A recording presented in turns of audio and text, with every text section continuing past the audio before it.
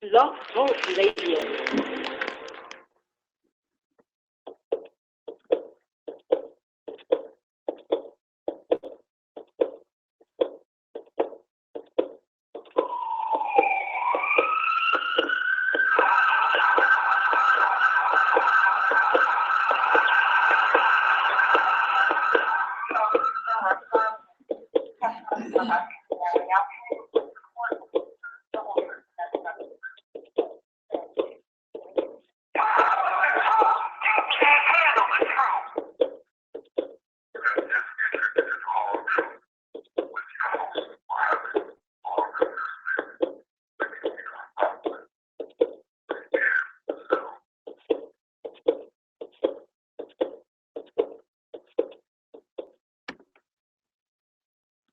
إن الحمد لله نحمده ونستعينه ونستغفره ونعوذ بالله من شرور أنفسنا ومن سيئات أعمالنا فمن يهده الله فلا مضل له ومن يضلل فلا هادي له وأشهد أن لا إله إلا الله وحده لا شريك له وأشهد أن محمدا عبده ورسوله صلى الله عليه وسلم. Assalamu alaikum wa rahmatullahi wa barakatuh. It's your brother Muhammad Hard True Smith. Alhamdulillah, I am back. I want to send salutations and greetings to all of our non-Muslim listeners out there. Whether you have good intentions or bad intentions, welcome to the Hard Truth. Alhamdulillah. We want to continue on with our discussion about the greatest book that has been revealed to mankind. The greatest book. The book that has not been changed, that has not been altered. And if you want my proof, it's very simple. If I was to recite to you a part of the Quran, like Al-Fatiha, A'udhu billahi minash shaitanir rajim, Bismillahir Rahmanir Rahim, Alhamdulillahi Rabbil Alameen, Ar-Rahmanir Rahim, Maliki Yawmiddin, إياك نعبد وإياك نستعين اهدنا الصراط المستقيم صراط الذين أنعمت عليهم غير المغضوب عليهم ولا الضالين آمين. Now, y'all heard that. Some of you understand it, some of you do not understand it. But one of the miracles of the Quran is it is preserved in the hearts of men. So if I recited that to you, and you decide that you wanted to get on the plane, and you want to start the engine on the plane, and you want to fly somewhere, and perhaps you wanted to go, and you visit the local masjid, you will hear it recited with the same vocabulary. And I'm not going to say the same tone. Maybe someone might recite more beautiful than I recite. My recitation, But, alhamdulillah, there's people who will recite the Quran in the same way that I have recited it, meaning by the letters and the words. And if you got on that plane, got back on the plane, and you just, you flying, I would not fly over Germany right now because there's a bad thing that happened there. So we're going to fly around Germany. Say you landed in Afghanistan. And you went to the masjid and you heard the people reciting the Quran, you will hear that the wording is the same. No matter where you go, the wording is the same.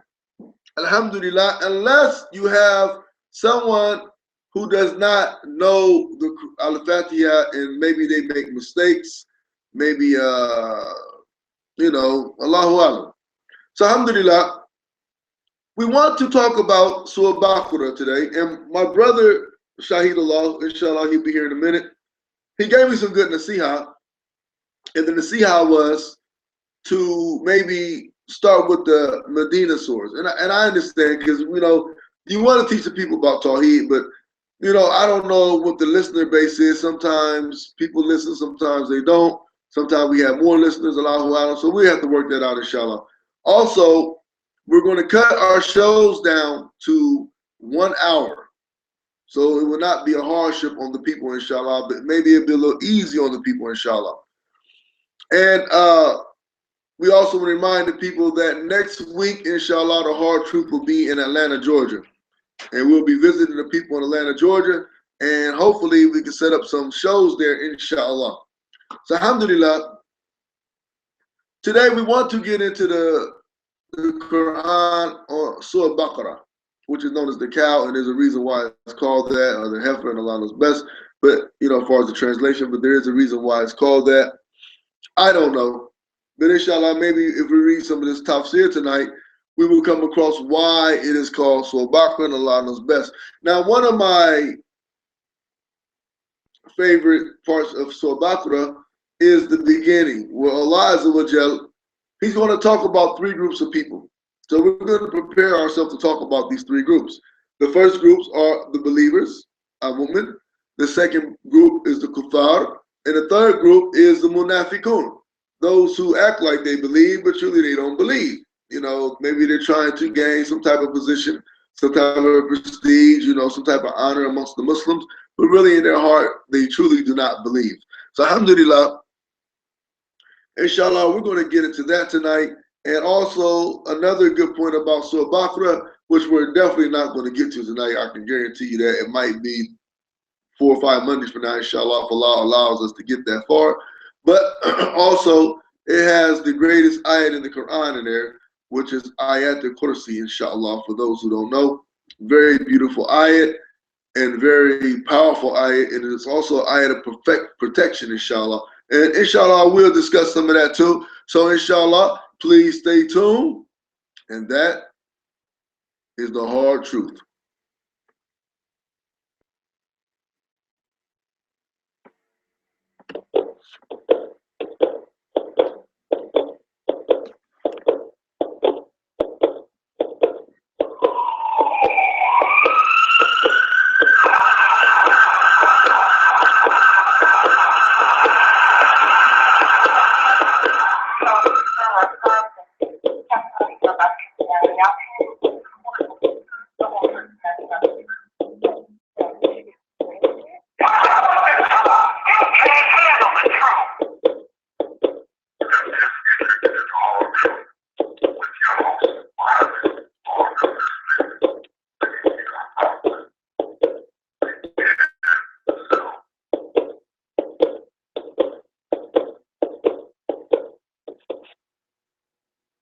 The Hard Truth is sponsored by Ask a Muslim. If you want to know how to fix your car, ask a mechanic. If you want to know about the law, ask a lawyer. And if you want to know about Islam, ask a Muslim.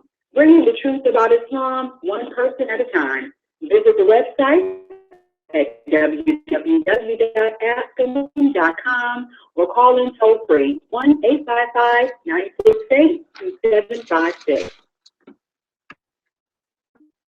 Alhamdulillah, we're back. Now, I'm thinking maybe we should have went a little deeper into Al-Fatiha, because now we have the Tafsir in front of us. But since we said Surah Baqarah tonight, we're going to keep our word, inshallah. Now, for the Surah Al-Baqarah is the second surah in the Quran, and it is it is a Medina surah, meaning it was revealed in the city of Medina when the Prophet ﷺ made hijrah to Medina. So we will go over the first few ayats, inshallah, and then we will break them down, inshallah, and discuss some of the people that Allah talks about. So Allah says, A'udhu billahi min shaitanir rajim, Bismillahir Rahmanir Rahim, Alif Lam Mim, ذلك الكتاب لا ريب فيه هدى للمتقين الذين يؤمنون بالغيب ويقيمون الصلاة ومما رزقناهم ينفقون والذين يؤمنون بما أنزل إليك وما أنزل من قبلك وبالآخرة هم يوقنون أولئك على هدى من ربهم وأولئك هم المفلحون. So Allah Azza wa Jalla says, well, before we go there, it is in the Musnad Ahmed, Sahih Muslim at-Tirmidhi, and An-Nasai is recorded that Abu Hurairah said that the Prophet ﷺ said, do not turn your houses into graves. Verily, Shaitan does not enter the house where Surah Al-Baqarah is recited. And this is reported out to the meeting, and this chain is Hassan. Meaning this chain is strong, this narration is strong, has a strong narration to it. Also, Abdullah ibn Masud says Shaitan flees from the house where Surah Al-Baqarah is heard. This hadith was collected by Nasai and Al-Yawm wa Layla. And Al-Hakim recorded that in his Mustadrak, that, and then said that its chain of narration is authentic, although two Sahihs are not collected. It is Musnad. So, alhamdulillah, we're going to stop there. Now,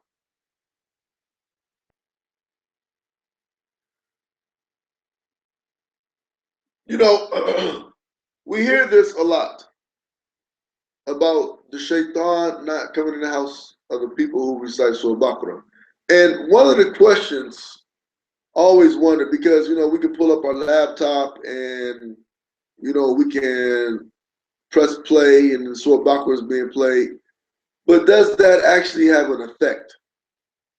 And I only ask this question because, for instance, if we, okay, I give it to you like this. A brother was giving us the story of Imam Ahmed, rahimahullah. Imam Ahmed was a great scholar, Imam Ahmed ibn Hanbal. And one time, and I don't know the authenticity of this story, but one time there was a man who was possessed with a jinn. And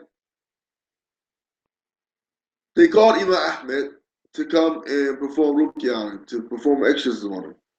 And Imam Ahmed said, here, just take my shoes over there and tell the jinn to leave, the shaitan to leave. So they took his shoes over there, and when the shaitan seen the shoes of Imam Ahmed, he asked, whose shoes are these? They said, it's Imam Ahmed.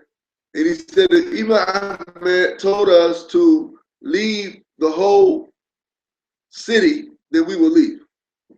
So they left. Later on, another man had got possessed with a jinn. And this same brother, who was at this time, Imam Ahmed had passed, may Allah have mercy on him. And they said, this brother needs a ruqya. So he said, take my shoes over there, trying to imitate Imam Ahmed. He said, take my shoes over there and tell the shaitan to get out. So when they went over there with the shoes, and the shaitan was like, who is he? He's not Imam Ahmed. He cannot make us leave.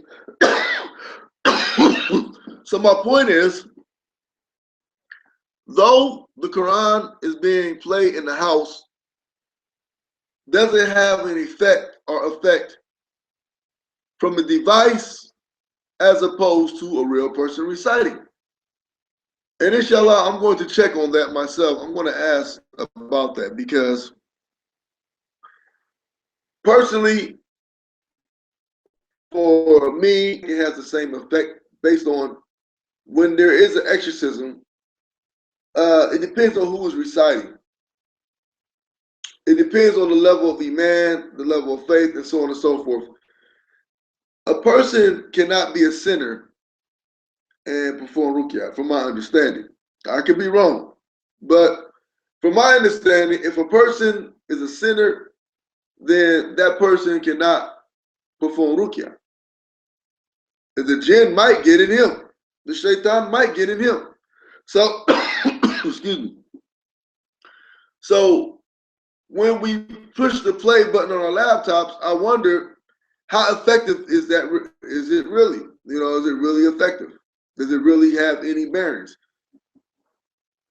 So, inshallah, it was related by Abdullah ibn Masud that whoever recites the 10 ayats from Surah Baqarah in the night, then Shaitan will not enter his house that night. And these are the four from the beginning of Ayat al-Kursi in the following two ayats, 256 to 257, and then the last three ayats. In another narration, Ibn Masud said, Ibn Masud, who said, excuse me,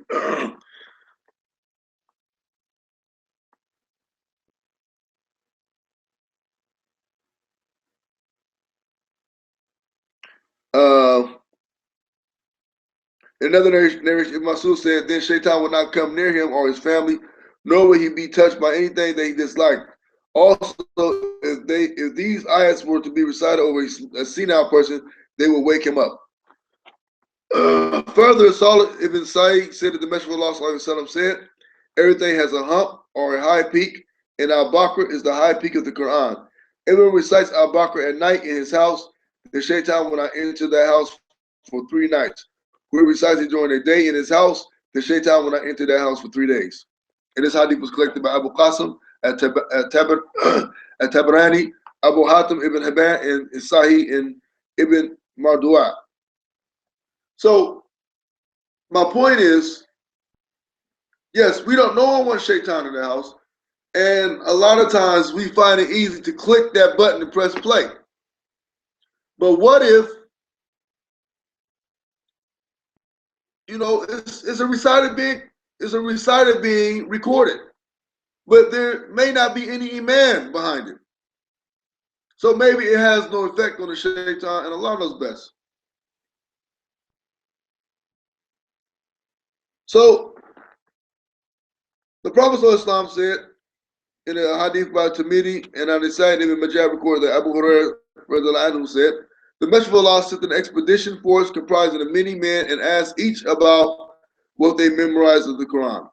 The Prophet ﷺ came to one of the youngest men among them and asked him, what have you memorized of the Quran, young man? He said, I memorized such and such surah and also Baqarah. The Prophet ﷺ said, you memorized Surah Baqarah? He said, yes. The Prophet ﷺ said, then you are the commander. One of the noted men of chiefs commented, by Allah, I did not learn Surah Al-Baqarah for fear that I would not be able to implement it. The Messenger of Allah ﷺ said, learn Al-Quran and recite it. For the example, whoever learns the Quran and recites it and adheres to it is the example of a bag that is full of musk whose scent it fills the air. The example, whoever learns the Quran and then sleeps while the Quran is in his memory is the example of a bag that has musk but is closed tight. So, alhamdulillah, this is a reminder to myself as well as all the believers out there, the importance of reciting Quran. That's one of my wife's favorite things is to say, recite the Quran, recite the Quran, recite the Quran. She's big on that, alhamdulillah. And there's a lot of water from that, I mean. Now, when I go to my commercials, I might, for the people who didn't understand why you couldn't see me, I might turn off my screen. We're trying to change things up to be a little more professional, inshallah. And also we want to remind the people that hopefully next week we will be broadcasting all week in Atlanta, Georgia, inshallah. So we're trying to make some contacts now. So when we get down there, we'll be doing live shows throughout the city, inshallah. Now, also Al-Baqara recorded that Usayd ibn Hudayr said that he was once reciting Surah Al-Baqarah while his horse was tied next to him. The horse started to make some noise. When Usayd stopped reciting, the horse stopped moving about. When he resumed reading, the horse started moving about again. When he stopped reciting, the horse stopped moving. And when he resumed riding, the horse started to move again. Meanwhile, his son Yahya was close to the horse, and he feared that the horse might step on him. When he moved his son back, he looked up at the sky and saw a cloud radiating with light and looked like lamps. In the morning, he went to the Prophet ﷺ and told him what had happened. And the Messenger of Allah ﷺ said, O Messenger of Allah, my son Yahya was close to the horse, and I feared that he might step on him. When I turned to him and raised my head to the sky, I saw a cloud with lights like lamps. So I went, I couldn't see it. The Prophet ﷺ said, do you know what that was? He said, no. The Prophet ﷺ said, they were the angels that came close to hearing your voice recited Surah Al-Baqarah. And if you had kept reading, the people could have been able to see the angels when the morning came. And the angels would not be hidden from their eyes. So alhamdulillah, this also reminds us of the effects of the Quran. The Quran has an effect on creation. And the horse was moving about because the angels were getting close. Alhamdulillah. And the Quran, as we spoke before, is a ruqya, is a healer. It is something that heals it can heal the body, it can heal the spirit, it can heal everything that has to do with the body, inshallah. Whether it be from the seen or the unseen. Also, You know, the Quran is something that it brings us peace. You know, when you listen to it, and it's alhamdulillah. You know, now me personally, I like to listen to the Quran on my players and so on and so forth, but also I like to uh, hear a real reciter reciting. I think for me it has more, it's more potent for me, inshallah. So alhamdulillah, inshallah, we're going to move on.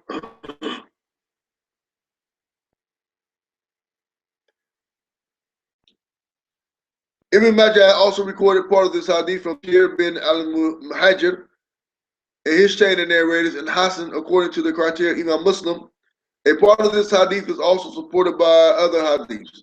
For instance, Imam Ahmed recorded that Abu Umama al-Bahili said that he heard the Messenger of Allah ﷺ say, read the Quran because it will intercede on behalf of his people on the day of resurrection.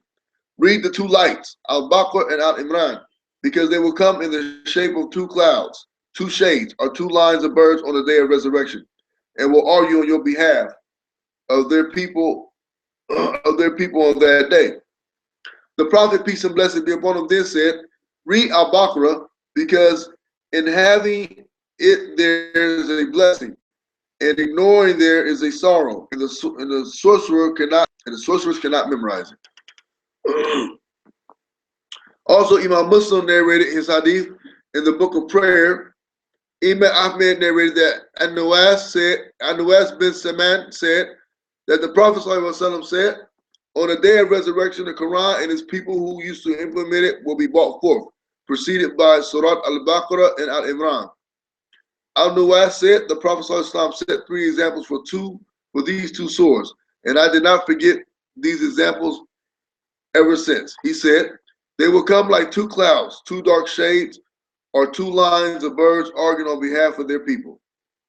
And it was also recorded in the Sahih Muslim after the meeting, narrated this hadith, which we rendered Hassan Qadr. So alhamdulillah,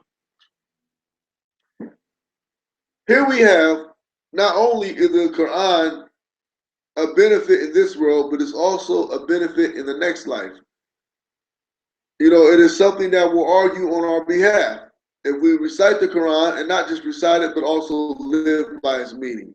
See, there are a lot of people who know the Quran. Excuse me. There are a lot of people who recite the Quran, but they do not live by its meaning. I'll give you an example.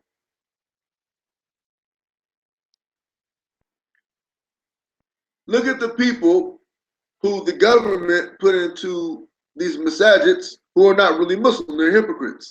And they learned the Quran. They learned to recite it. So think about it. These people know the Quran. A lot of them know it better than you and I. They might not know it better than the scholars. They might not know it better than some of the shuyukh throughout the world. But they know it better. I'm pretty sure a lot of them know it way better than I do. Pretty sure. So alhamdulillah, we want to be not just the people who know the Quran and recite the Quran, but also the people who live by the Quran. And one of the sad things about the so-called people who live by the Quran, or who know the Quran, but they don't live by the Quran. And you hear people all the time saying, you know, talking Quran. You know, every time you see them, they say what Allah say what Allah say. You know, Allah say this and the Prophet ﷺ say that. But then they don't act upon it. You know, you cannot, for instance, you cannot pump the Quran and then turn around and blast your systems. You know, it really doesn't coincide, because when you memorize songs and listen to music, what happens? It deteriorates what memory of Quran that you have. Same thing with movies and TV. You cannot strive to be a good Muslim if we're watching TV. I mean, it's almost impossible, because the effects of TV are very overwhelming. you know, even I have to work on my intake. Like I don't watch a lot of TV, but sometimes at night when I'm laying in my bed, I turn the TV on. But throughout the day, usually I'm busy and doing things. But the TV is a great killer of the iman.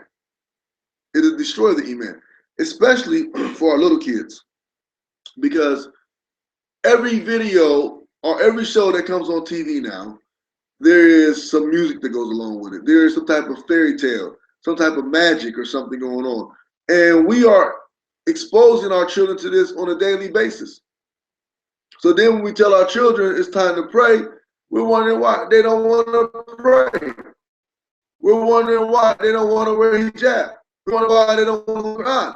Because what they're watching on TV is affecting their hearts. It's affecting their whole hookup, inshallah. So we're going to take a break here, and we'll be right back. And that is the hard truth.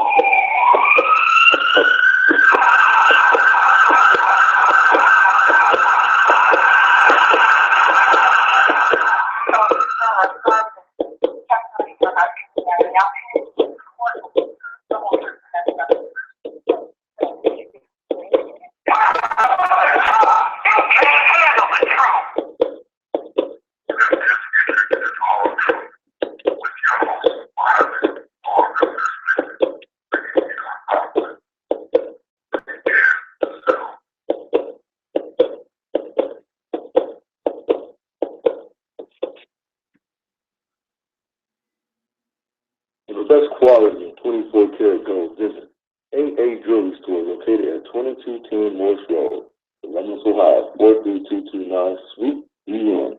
Inshallah, you'll find the most beautiful rings, necklaces, and much, much more. Give them a call, 614-269-8874, or email them at globalcohio@hotmail.com. There's GLOBALCOHIO@hotmail.com. Taz New and Used Tires, located at 3910 Cleveland Avenue, Columbus, Ohio. Specializes in the best quality surfaces and new and used tires. Taz also mounts and laser balances all tires. Give Taz a call and tell him Muhammad Archer Smith sent you. Alhamdulillah. So now we want to narrate another hadith, inshallah. Well, we passed that. So Surah Al-Baqarah was revealed in Al-Medina. Does anybody know where Al-Medina is? Al-Medina is a city that is north of Mecca, inshallah. I think I have that correct. North or south. I think it's north. And it is a city that the Prophet, peace and blessing be upon him and his companions migrated to that city to seek refuge from the persecution that they were going through in the city of Mecca. And alhamdulillah, the people of Medina opened their doors to the Prophet Muhammad, peace and blessing be upon him. And not only did they open their doors to him, but they made him the Amir of the whole city, alhamdulillah, and they took the message wholeheartedly. Most of them did, inshallah. So,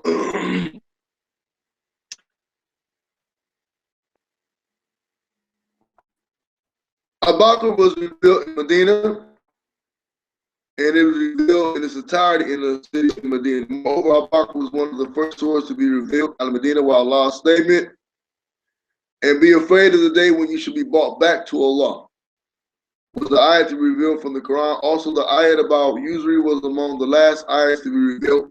Khalid bin Madan used to call Al-Baqarah the Fustat, or the tent of the Quran. Some of the scholars said that it contains 1,000 new indictments, 1,000 commands, and 1,000 prohibitions. Those who count said that the number of Al-Baqarah's ayats is 287, and its words are 6,221 words. Further, his letters are 25,500, and Allah knows best. Now, Ibn Jurayj, Radiallahu anhu, narrated that Atta said that Ibn Abbas Radiallahu anhu said, Surah Al-Baqarah was revealed in Medina. Also, well, we're going to go past it. So we know there's no dispute about it being revealed in Medina.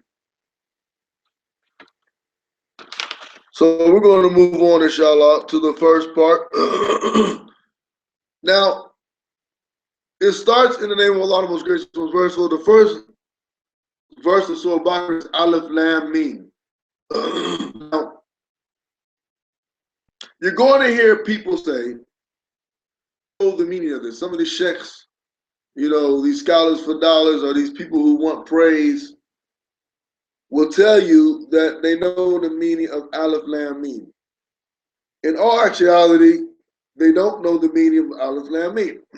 Now, the discussion of the individual letters.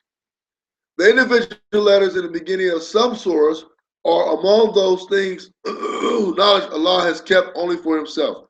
This is reported from Abu Bakr, Umar, Uthman, Ali, and Ibn Masud. It was said that these letters are the names of some of the surahs.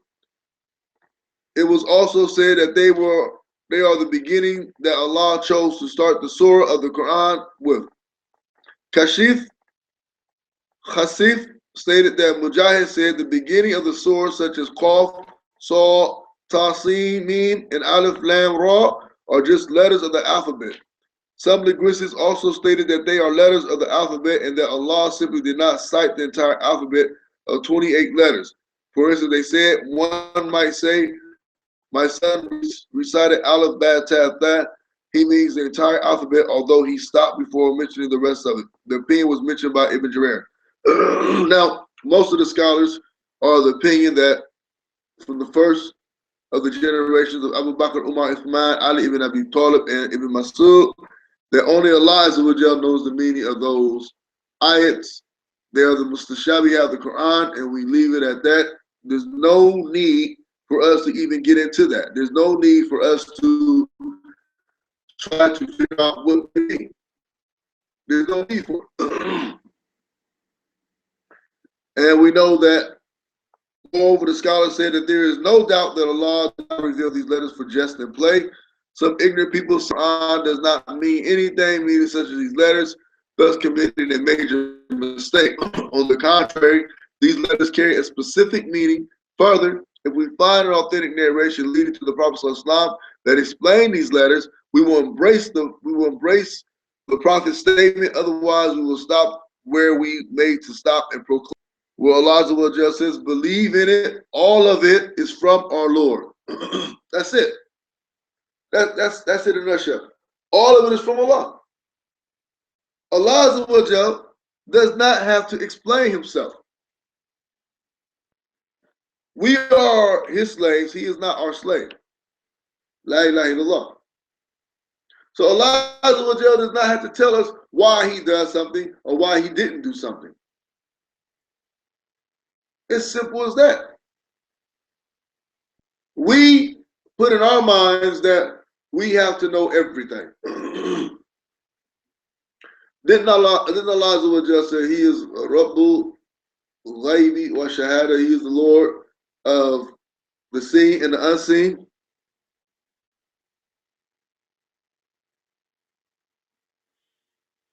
So my point is, don't get caught up in that. If a guy comes to you and says, I know the meaning of Aleph Lam Mim, say, okay, alhamdulillah, and keep it walking. Don't entertain it. Why entertain it? Well, brother, don't you want to know? No, I don't care. It is not something that's going to prevent me from getting to paradise or help me get to paradise. As long as I recite what the law tells me to recite, and we leave it at that. That's it. There's no reason to, these guys say, well, it means this and it means that, and so on and so forth. I tell you what, when they come with that, what we do? We take them politely to the bathroom, tell them whatever you want to say it to this nice commode right here, this nice, ugly commode right here, and we're going to do this. We're going to flush it. Going down and down and down the drain, because we don't care. We don't want to hear it. It's not something that is a benefit to ourselves or anything like that. It's not a benefit. So all we say is we believe in it. If Allah just put it there because He wanted to put it there, guess what? It's all right with me. Who am I to sit there and argue with my Lord? I mean, really. Who am I to sit there and go back and forth with my Lord about it?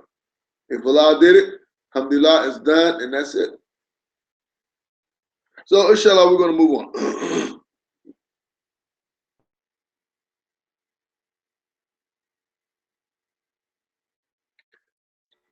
These letters testify to the miraculousness of the Quran. The wisdom behind mentioning these letters in the beginning of the surah, regardless of the exact meaning of these letters, is that they testify to the miracle of the Quran. Indeed, the servants are unable to produce something like the Quran, although it is comprised of the same letters with which they speak to each other. The companions was mentioned by Al-Razi in his Tafsir, who related it to Mubarrid, and several other scholars, Al-Qurtubi, also related this opinion to Al-Thara and Qutrub.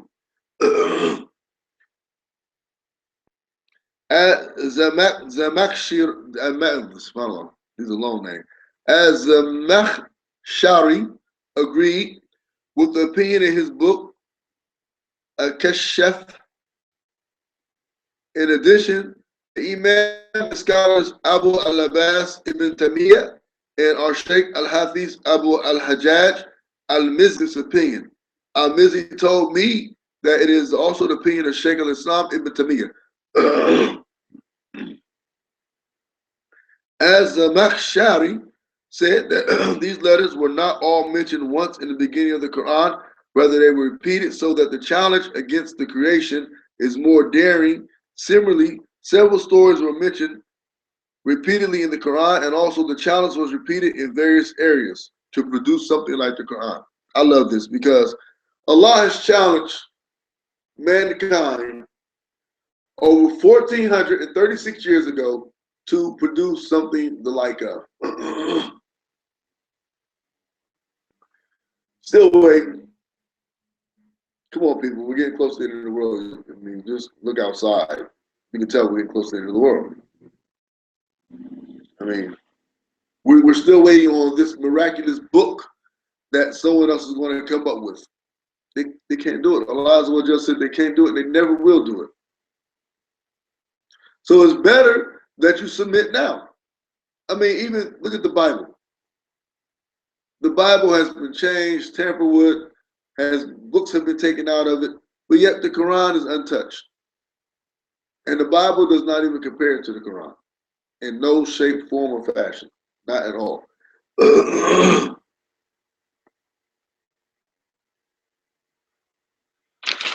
Okay, let's get to the meat of it.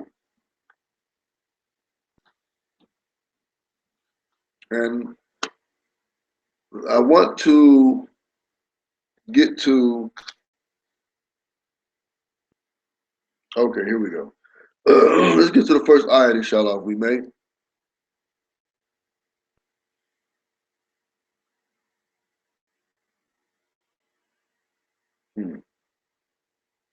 Where's the first ayat? It starts here. Alif Lam Mim. Okay. So Allah Azza wa Jalla says, Alif Lam Mim. Now, you will find in the Quran, Alif Lam Mim Ra, Alif Lam Mim Sad, Kaha Ya Ain Sa Mim Ain Sin Qaf. But Allah Azza wa Jalla starts in this first surah, Alif Lam Mim, ذَلِكَ الْكِتَابُ لَا رَيْبَ فِيهِ. He says, this is a book where there is no doubt. So what is Allah Azza wa Jalla saying? He's saying that the book is the Quran, and Rayba means doubt, meaning you will not find any doubt in it. Everything in it is 100% correct. As Sudi said that Abu Malik and Abu Salih narrated from Ibn Abbas, and Murad al-Hamadani narrated from Ibn Masud, and several other companions of the Messenger of Allah ﷺ that la rayba fi, which there is no rayba, meaning there is no doubt. And Abu Darda, Ibn Abbas, Mujahid, Sayyid, Ibn Jubair, Abu Malik, Nafi, Ata Abu Aliyah, Al-Rabi bin Anas, Muqatil bin Hayyan, Al-Suri, Qatada, and Ismail bin Abi Khalid said similarly. In addition, Ibn Abi Hatim said, I do not know of any disagreement over this explanation. The meaning of this is that the book, the Quran, is without a doubt revealed from Allah. Similarly, Allah said in Surah Al-Sajda, Alif Lam Mim, Tanzilul Kitabi la rayba fihi min Rabbil Alamin. Meaning, Alif Lam Mim, the revelation of the book, this Quran, in which there is no doubt, is from the Lord of all that exists.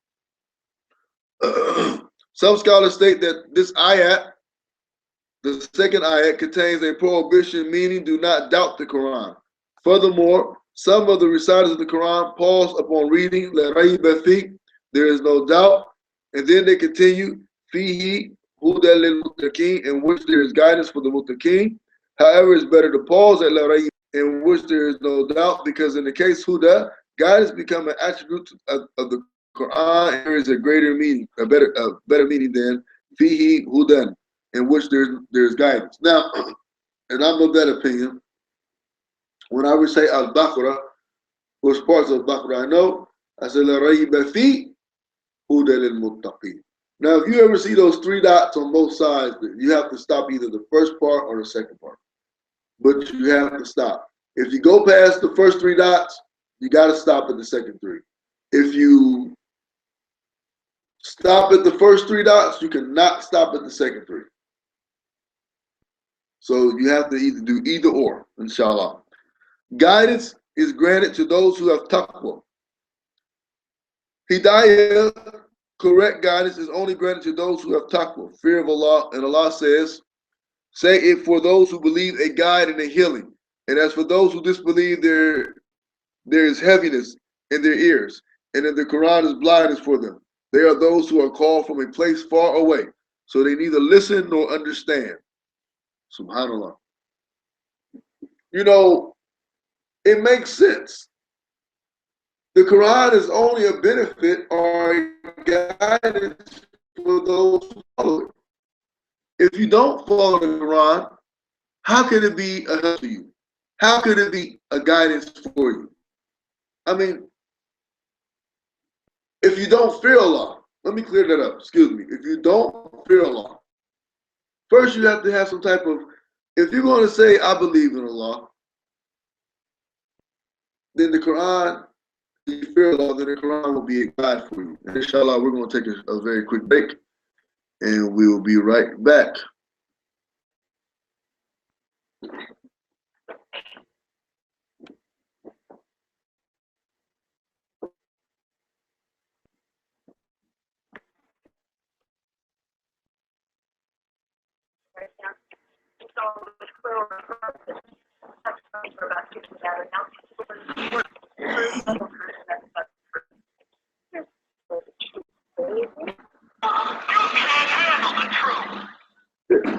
It's a hard truth. With 100 hard truths that they would either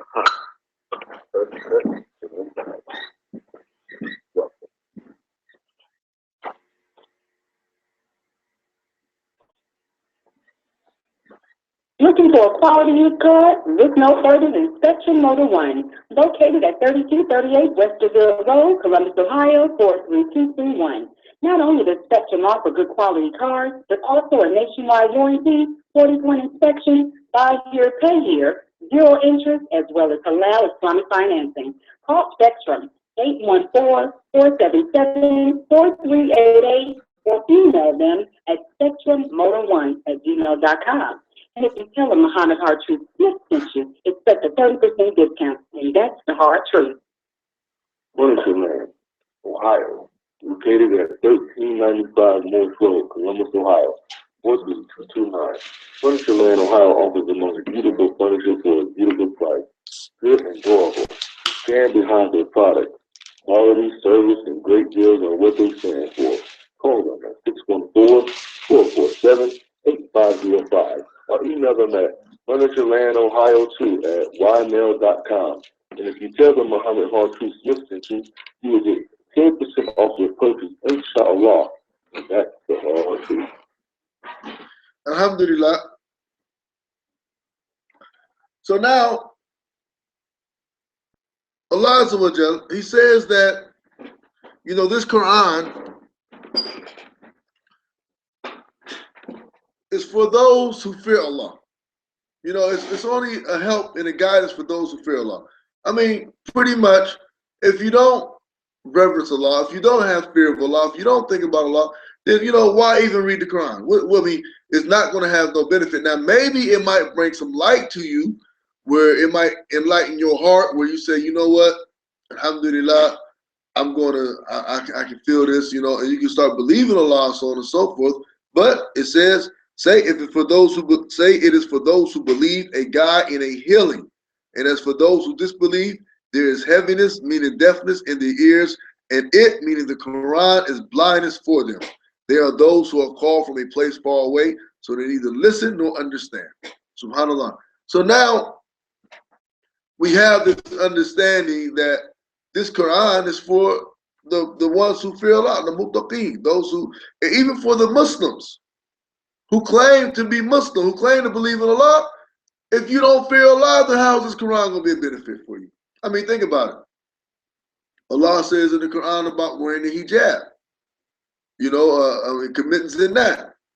The people still do it. They're not adhering to the Quran because that fear of Allah is not there, but it's in the Quran. So we want to be not just the speakers of the Quran, the reciter of the Quran, but we want to internalize the Quran and live it. Let it emanate through our pores and let it have that positive effect on us, inshallah. So then Allah says, and we sent down, in another ayah, He said, we sent down of the Quran that which is a healing and a mercy to those who believe.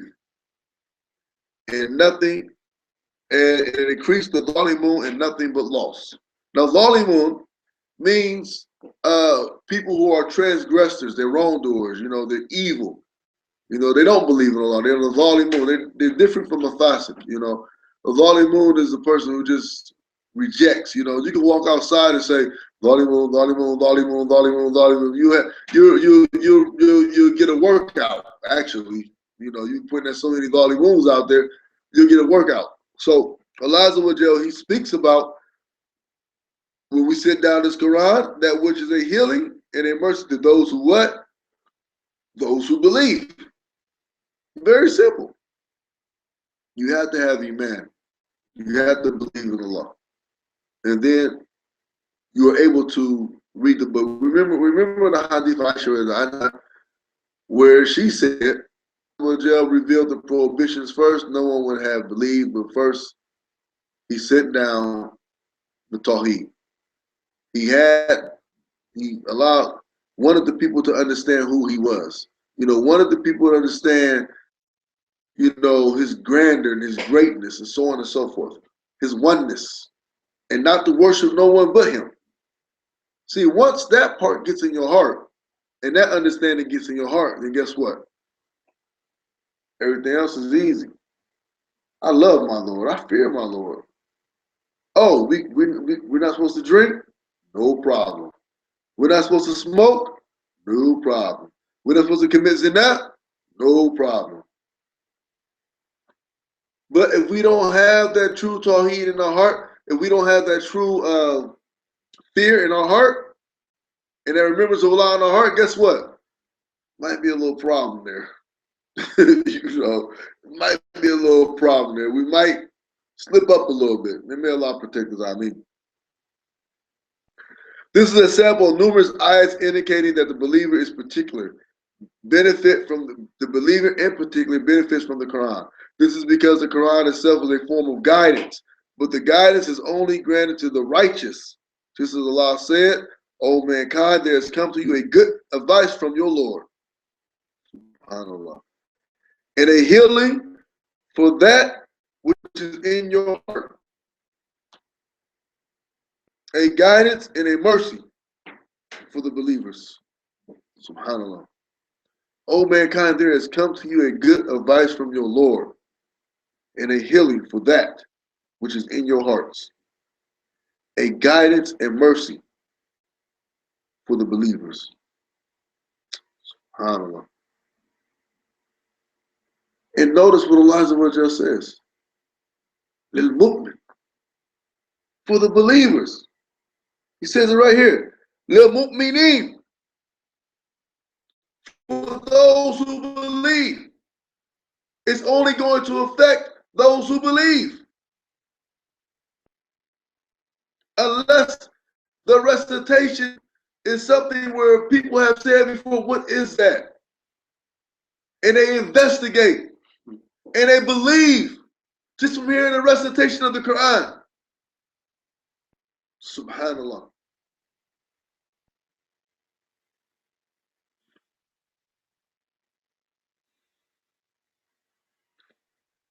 La ilaha illallah. La ilaha illallah. We have deprived ourselves. We have been deprived on ourselves of the greatest book in the world. The greatest book that was sent down to mankind. لو أنزلنا هذا القرآن على جبل لرأيت خشية متصالحة من خشية الله. If we had sent this Quran down on a mountain, you will find it humbling itself and rend asunder from the fear, from the khashiyah of Allah. Having the khashiyah of Allah. Having this fear and this reverence of Allah Azza wa Jalla. SubhanAllah. This Quran is really, really, really an amazing book. But why wouldn't it be? It's Kalamullah. It's the actual words of Allah. It's the actual speech of Allah. Allah Azza wa Jalla is talking directly through the Quran.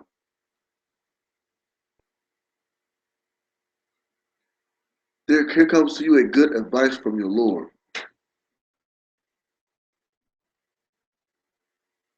What could be better than something that is guiding you to?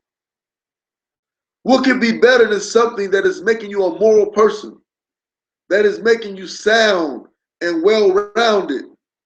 What can be better than that? You find me one book that does that. One. Outside of this book, find me a book that gives you true morality. See, you got the other people who say, oh, we can do what we want because we're going to paradise. Kill who we want, enslave who we want, have sex with who we want, rob and do whatever you want. It doesn't matter. You're going to paradise when I was like, get out of here. That doesn't fly with me and never will, inshallah.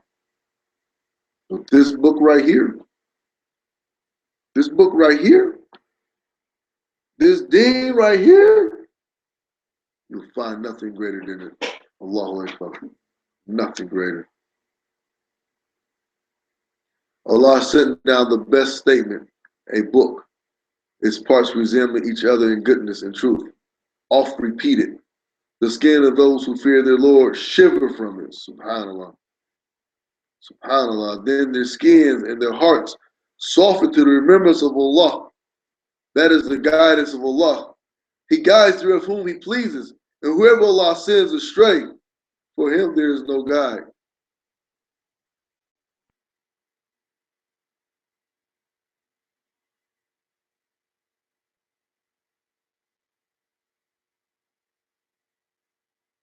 You know, this is Surah Zumar, ayat 23.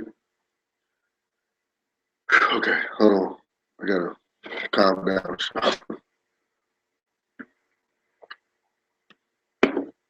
We were only supposed to do an hour show tonight.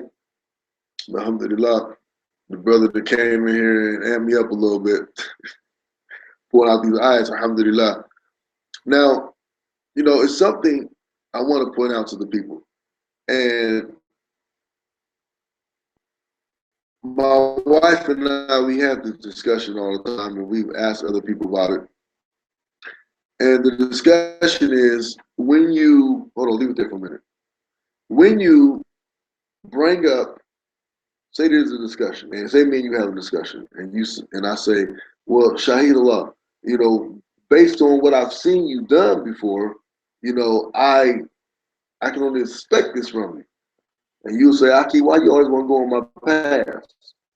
Why do you keep going in my past? So my question to you, is it right for me to, say, well, I can only go off, and I know what you're going to say, and please do.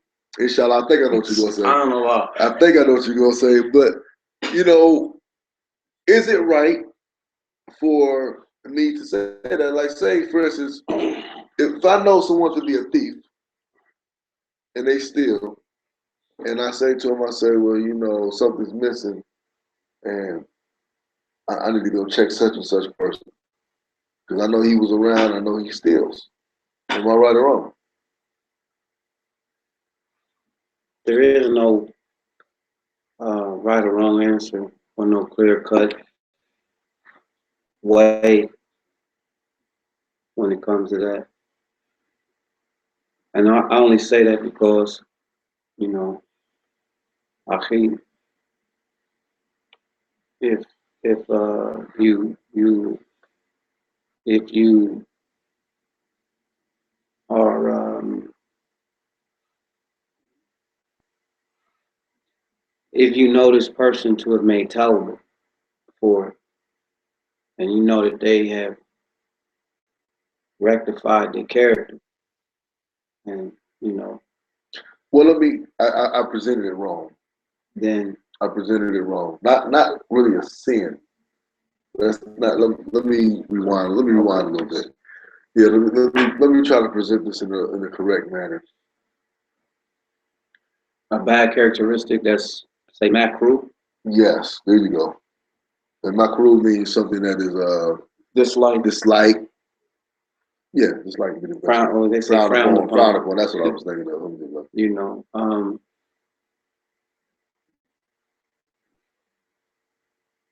I don't really, Akhi, to go with the makruh, is being light.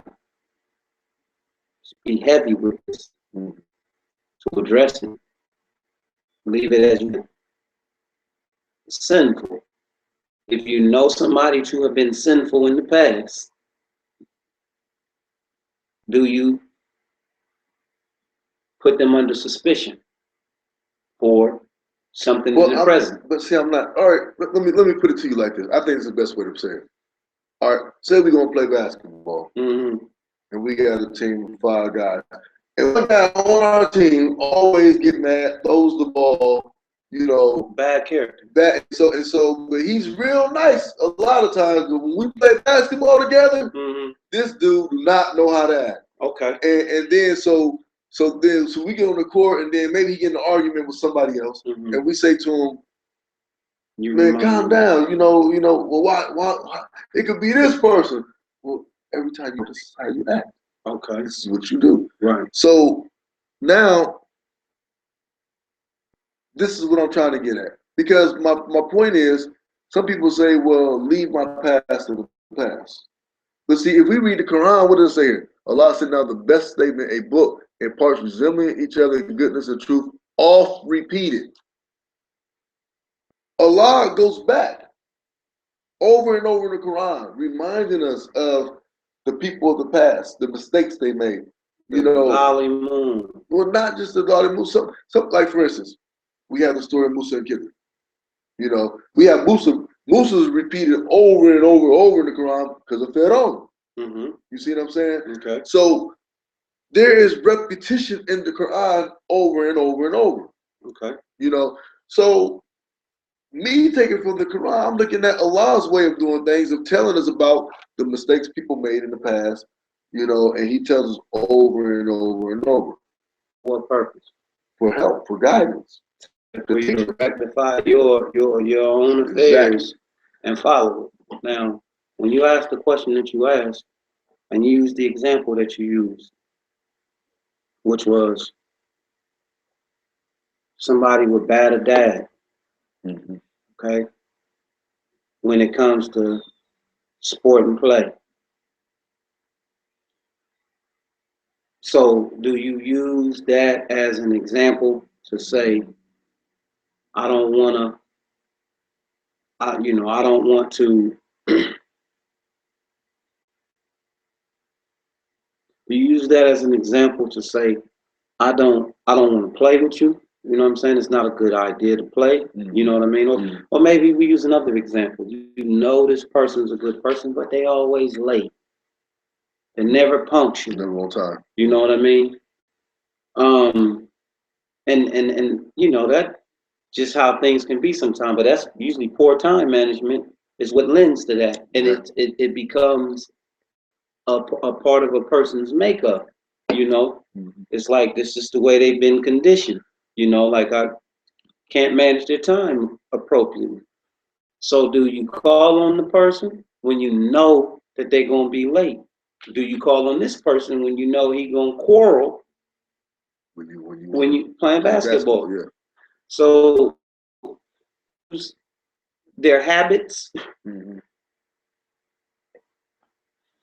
I mean, you have to call it as it is. And see, I guess because the reason why we're having this discussion, right? Because it's a sister that we know, my family, and when their husband tried to marry, and then every time the husband tries to marry, the sister tries to stop it. She tries to throw a monkey wrench in it, And so, the husband was like, I don't think I want to tell her next time. I think I just want to go ahead and do it. And so, me and my wife were talking about it, and sometimes the wife will say, well, that was her past. She said she changed now, and then she's not going to do it again. But then, how many times has she said that? Well, that's what I was going to ask. You know what I'm saying? I mean, how many times has she said that? But then it goes back to the same thing. Right. So that's something me and my wife were talking about, because you find that a lot, even in Islam, you can only judge people off of their character. You can judge them off their actions, what they do, what they say, what comes out of their mouth, and so on and so forth. I almost remember a hadith with that, where it was saying we judge on the apparent and the hidden is left. It's like it's left to Allah. But I'm paraphrasing, but I remember, and for some reason I want to say that it's narrated by Umar ibn Khattab radiallahu anhu. I want to say that it's narrated by him, with regard to what's left to the Muslims, and then what's left to Allah, and the apparent acts are what is what we judge off of. Because you get people. I mean, you got Muslims that say it, but you definitely get it from the modern day people of the book. Who say you can't judge me. God, only God can judge me, or they say God knows my heart. And my reply, I love when they say that. My reply to that is that Allah knows Shaitan too, but it's not going to stop him from getting in that fire. You know what I mean?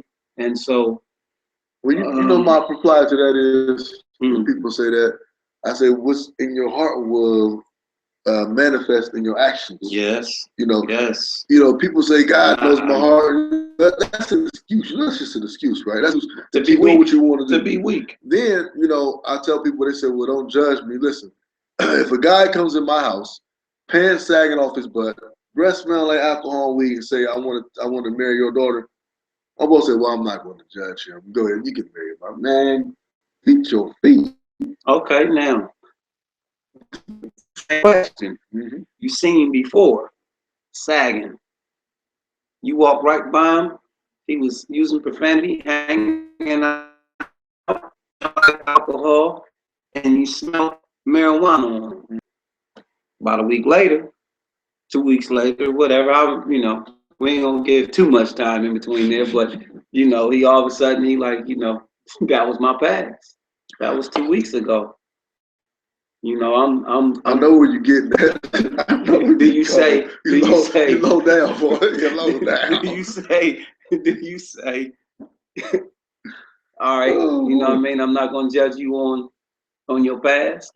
I'm gonna go ahead and I'm you know, are you gonna say, well, I need to monitor you?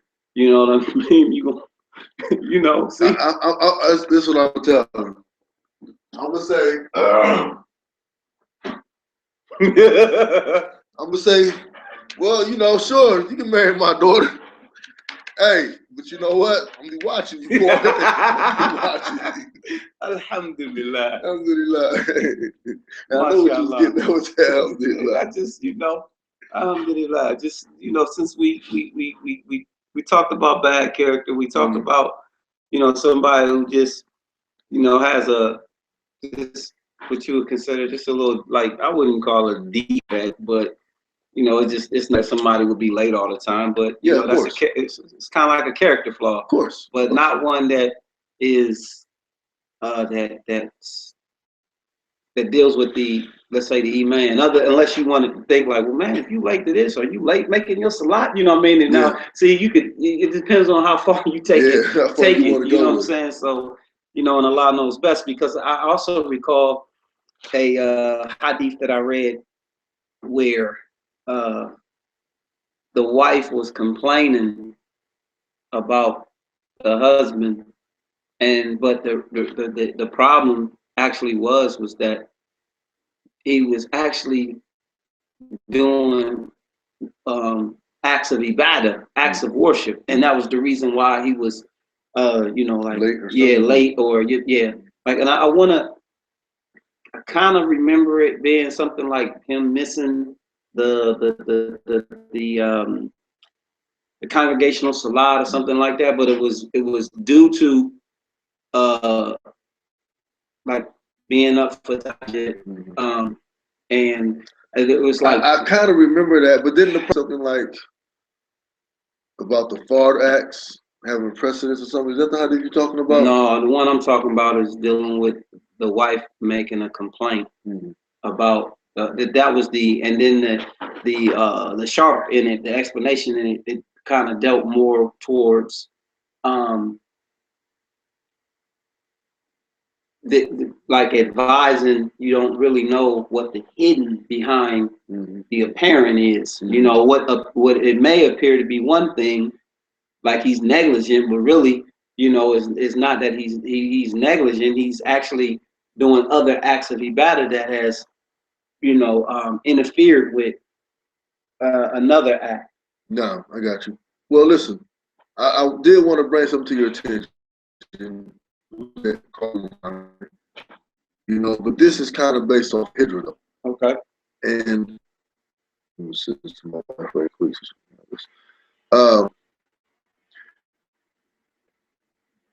There was a woman who was known to be a loose woman in another city or another country, whatever. And a man who lived around her, the man lived in a different city, and she migrated to that city. And so this man recognized her. So the man went to the, I married this woman, I know about her, she's this, she's that, she's blue, and he said, and he covered her faults. And she left that place here to become a person. Alhamdulillah. So, you know, expose her. Man, you know, that's heavy. Man, that's super duper heavy. That's deep. I think I need to leave Columbus and go to Philly somewhere. I need to make hijra somewhere. SubhanAllah. Well, you know. I mean, if I can't go overseas right now, you know. Alhamdulillah. Alhamdulillah. May Allah make it easy. Ameen. So Elijah just says,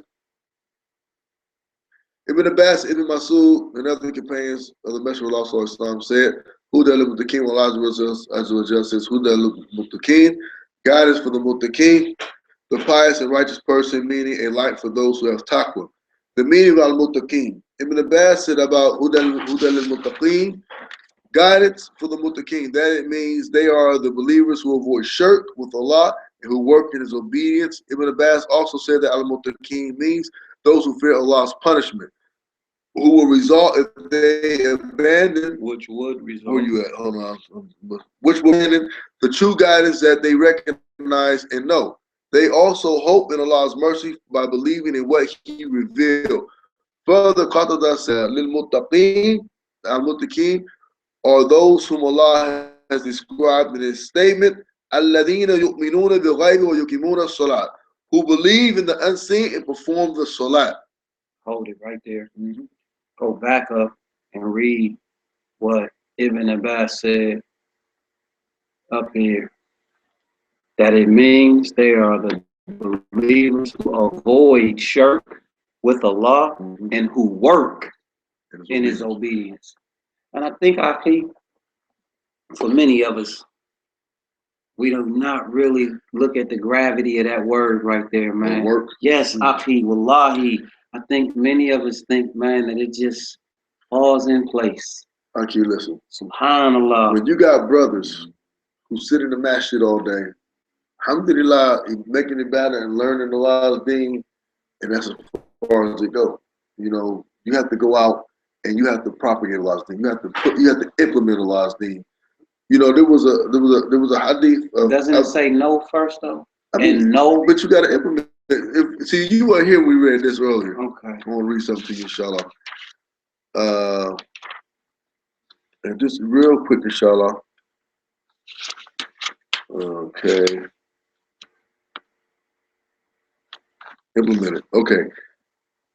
It was reported by At-Tirmidhi and Nisai and Ibn Majah recorded that Abu Hurairah who said the Messenger of Allah sent an expedition force comprising of many men and asked each about what they memorized of the Quran. The Prophet came to one of the youngest men amongst them and asked him, "What have you memorized of the Quran, young man?" He said, "I memorized such and such surahs and also Al-Baqarah." The Prophet said, "You memorized Surah Al-Baqarah?" He said, "Yes." The Prophet said, "Then you are their commander." One of the noted men or chiefs commented, "By Allah, I did not learn Surah Al-Baqarah for fear that I would not be able to implement it." The Messenger of Allah said, "Learn Al-Quran and recite it. For the example, whoever learns the Quran, recites it, and adheres to it, is the example of a bag that is full of musk, whose scent fills the air. The example, whoever learns the Quran and then sleeps, lazy while the Quran is in his memory, is the example of a bag that has musk but is closed tight." Okay. So my point is, if we go back to the time of Umar bin Khattab,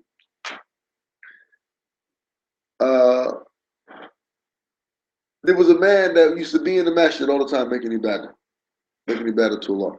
And one day Umar bin Khattab, he goes in there every day, he sees him, and one day he goes in there and he says, he snatches, Umar bin Khattab, he snatches the guy up, and he asks the guy, "Do you have a family?" He said, "Yes, I have a family." He said, "Who takes care of your family?" He said, "My brother." And Umar threw him out the masjid, and he said, "Verily, your brother is getting all your good deeds, all your barakahs going to your brother." Now, one of the sheikhs told me, he said, "But if the man said Allah took care of my family," instead of him saying, "I would have let him go right there and then," because Allah takes care of all of us. But the point is, there's one thing to learn the deen. Alhamdulillah. You want to learn the deen. Everybody should want to learn the deen. But there's also the action part. There's also implementation. Okay. There's also propagation. One of the things that really bothers me about the Muslims is that they're lazy. And what I mean lazy is not lazy in acts of ibadah, but lazy in going out and establishing institutions for our children. It's sickening. If we cannot leave this country right now and go overseas and live amongst Muslims, then we at least have to do something to protect our children's iman. I'm in agreement with the protection of your children's iman. The children, that should be our one of our primary focuses. But again, for some, learning is even more of a challenge because they're learning a new language, and then on top of that, because there's a lot that comes with just, it's not just about just learning the Quran as far as for purposes of just recitation. There's still the tafsir of it, you know, and then there's the hadith that's attached to it, the sharh of the hadith. But so, I mean, that's still not an excuse. Should divide the time up. I'm not saying you should divide the time up. Exactly, that's what I'm saying. And I'm certainly not arguing with that hadith that said that there's the latter, who's lazy, you know. So, subhanallah. You know, we don't understand. You know, everybody else takes us more serious than we take ourselves. And we really don't understand the great things we can do as a cohesive force. We don't understand it. You know, especially, and I'm going to say it, don't get mad at me, people, it's just the hard truth. I got to give you the hard truth. Especially in our own communities as African Americans, we are our worst enemies. And I'm not saying this to exclude all other Muslims, but believe it or not, a lot of other Muslims know this about African American Muslims. And it's like, when do we break the cycle? It can be broken. Slavery does not keep the chains on us. Jim Crow does not keep. Once you get Islam, you should be free of the chains. I work with people who are free of the chains, who are African American. But the vast majority of African American people insist on keeping themselves shackled, as if they cannot do anything for themselves, as if they cannot work together. They can if they have jahiliyyah. It's the jahiliyyah that keeps them that way.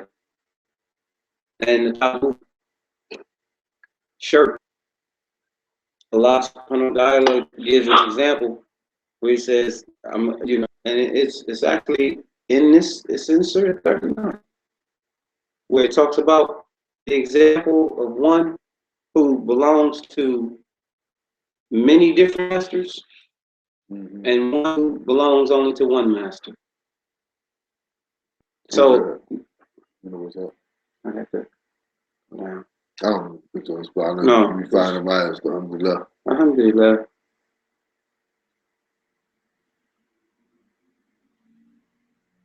Right there. Allah puts forth a similitude, a slave man belonging to many partners, like those who worship others along with Allah, disputing with one another, and a slave man belonging entirely to one master. Are those two equal in comparison? All the praise and thanks be to Allah, but most of them know not. So, akhi, you know, the many partners is how their desires have them divided, going in all these different directions, serving this and serving that, right? You know, and then I say that, you know, not to give some type of tafsir of this verse. Inshallah, we'll you know what I'm saying? One day, inshallah. Inshallah. But just to say, you know, when you talk about, you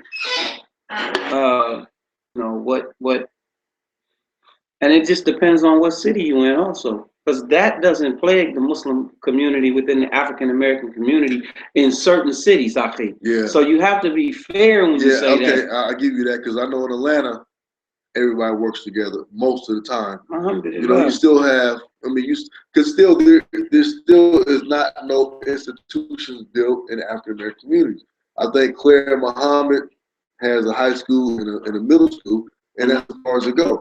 Okay. But I don't know any other schools built by the indigenous African American communities that's in those parts of the countries. You know, I don't know any of them, and I don't see why how communities have been existing for years have not yet come to the point where, now we spend money on basketball, we spend money on putting together sports and amusement. But Akhi, that goes back to whether you want to acknowledge it or not, most of the African Americans who take their shot bring that jahiliyyah in it with them, and they are fine with it. They're completely fine with it. So you can't, and comfortable. And, you know, I mean, it is what it is when it comes to that. And then compile that along with the misappropriation of the money that Allah does give them. Okay, how many of them are going to say, you know what? I don't want no Michael Jordan, no Jordan. I don't want none of that. I don't want no, no Prada. I don't want no Michael Kors bags for my wife. I don't want none of that. We don't want none of that. We taking our money and we solely putting it into purchasing buildings and putting our resources into making sure that we have salaries for the teachers and the administration, so that our children can have a place to go and learn and be protected from what? Jahiliyyah. That's right. But how you bringing it with you? A lot of them are comfortable. Very comfortable. And want to stay where they are. They don't want to go. Man, listen, it's funny because when you don't even have to. Man, subhanAllah. You know, it's funny because certain topics people run from. Oh, of course. You tell somebody it's about to go down, they don't want to hear that. Let's talk about something different. Let's go do this. Let's go. They don't want to hear the truth. They're scared of the truth for real. The people don't want to hear the truth. Alhamdulillah. Because they're not ready to give up that comfortable lifestyle. That's the problem. The problem is people do not want. People are so, like we're about, alhamdulillah, we're about to go on the trip, right? And alhamdulillah, my wife set it up, but it bothers me. And the reason why it bothers me, I already know where you're going with this. is if you look at all the suffering of Muslims around the world, and here I am, the Prophet ﷺ said, if one part of the body aches, then the whole part of the body should ache. So I'm about to go kick it while somebody else getting their house blown up. Yeah, getting shelled. They get shot up. And I'm about to go, ooh, I really thought I thought you was going to say more along the lines of, and we should, be trying to make Hajj or, or something like that. That's what I thought you was about to say. But you make a valid point. I mean, listen, it's something you kind of have to weigh. Now, if you got things in order, and what I mean by that is if you've done as much as you can do, sending a food box somewhere to some Muslims or something like that to try to help their pain and suffering for the moment. No. You understand what I'm saying? Yeah. Like the balance in it. Because for some, because of their obedience to Allah, Allah makes it easy for them. For some who have done whatever they've done to have Allah subhanahu wa ta'ala make the decree be what it is, to the point where they're experiencing some severe hardships, subhanallah, then, the qadr is the qadr, but we don't want to get too comfortable, like you said, and become like the second one, be lazy. You understand? And have that mentality, that's them over there. Because right. See, one thing I cannot stand, I cannot stand people say, well, that's happening over here. You know what I want to say? You're crazy. Yeah. Do you actually think that this cannot be relevant?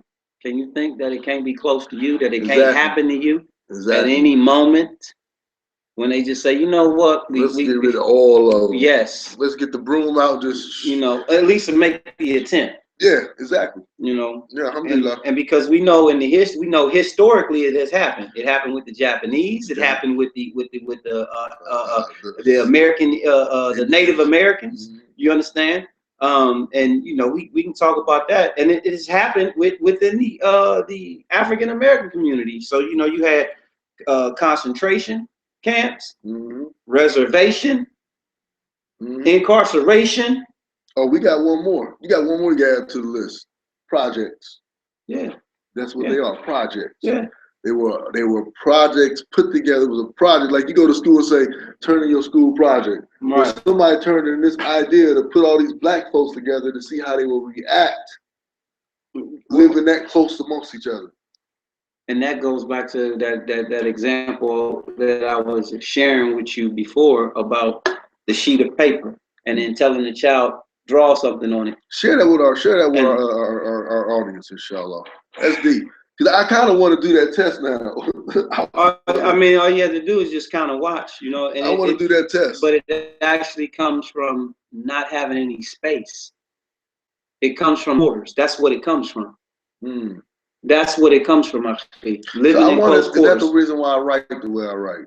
Small. You write small? Rush. I rush. You know, I was always the type of person I could draw. You know, I could draw a little bit, you know, do a little artwork. And my daughter, Mina, is just like, you know, she builds, she draws and everything. And I always wondered, like, why do I write like this? Sometimes it bothers me the way I write. And I feel like I've been conditioned to write like that. Like, why am I writing like this? You see what I'm saying? So sometimes I slow down. Just actually take my time. But most times you sign your name.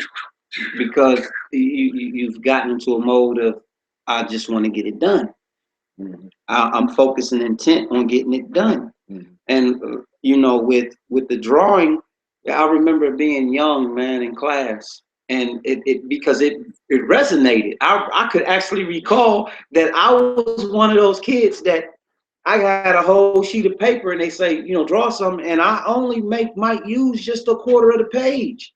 And then when everybody when they turn their pages in, I'd get an opportunity to look at what other students did, so I could kind of gauge why my grade was what it was, which I didn't, you know, I'm like, wow, you know, why you give me a low mark? And then because you didn't use the whole page, and I'm like, wow, I didn't even think about how to use the whole page. I use the whole page when I draw. I always did. Okay. Because I don't know, I don't know. You wanted to cover the space. You wanted to. I didn't like. I'm the type of person, like, when they was doing our banner, and I was talking to the brother Montez, and I said, why is there a space right here? I was like, fill this space in. He was like, no, don't fill it in. I like, fill this space in. He said, if you fill it in, you're going to give the people too much to look at, and it's going to cause them to lose interest. You know? So you keep it simple. And I said, okay, that makes sense. You know, that makes sense. But that space was killing me. Right.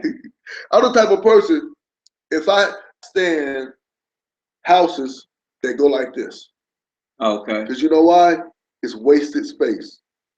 Okay. Open that door on roof like this. Put some more rooms in that bad boy. You know, I can't stand wasting space. Got you. I can't stand it. That's a beautiful trait to have, Afi. Like I was saying, it's something that I recognized, and it was represented in a documentary. And when I seen it, you know, it just continue, please. Well, inshallah, we got to get to a commercial, inshallah. So we'll be right back with the hard truth.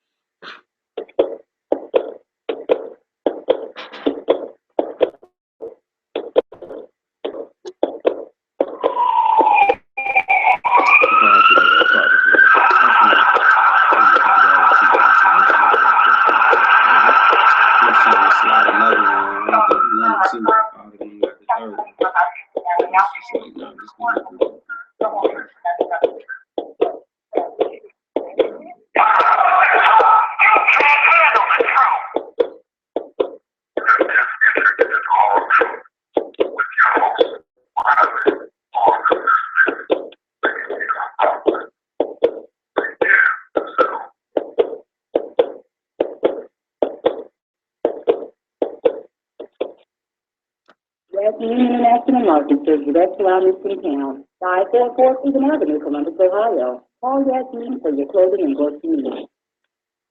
Alhamdulillah.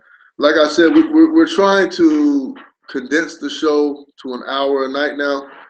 You know, we have other obligations and responsibilities, and we do not want to keep the people too long up at night, inshallah. So we want to remind the people that our show is sponsored by Ask a Muslim. Please, inshallah, check out the website, www.askamuslim.com. It's right on the wall behind us.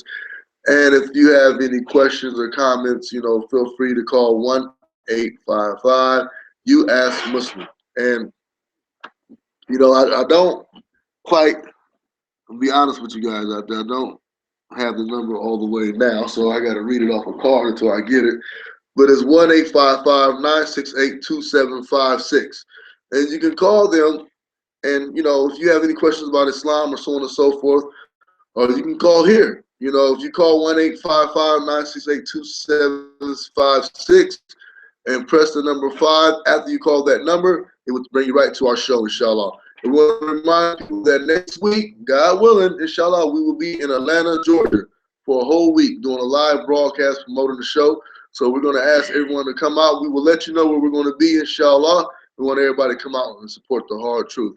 Inshallah, if we said anything tonight that is wrong, that is misleading, that is offensive, that was not the hard truth, then we apologize. But if it was the hard truth and the truth hurts sometimes, then hey, what can we do about that? There's nothing we can do about that. It's the truth. But alhamdulillah, if we said anything today that was inspiring, that was enlightening, that makes you want to be a better Muslim, that makes you want to become Muslim, definitely makes me want to read the Quran more, then alhamdulillahi rabbil alameen. Subhanakallahumma wa bihamdika, ashhadu an la ilaha illa anta, astaghfiruka wa atubu ilayk.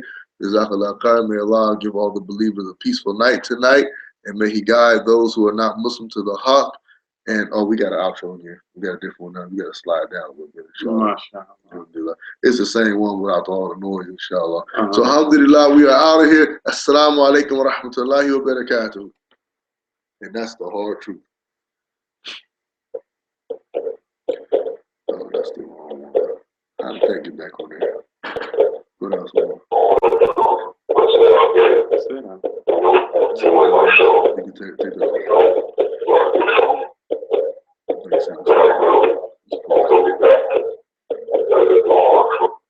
Let's go ahead and take it out. I don't know what happened.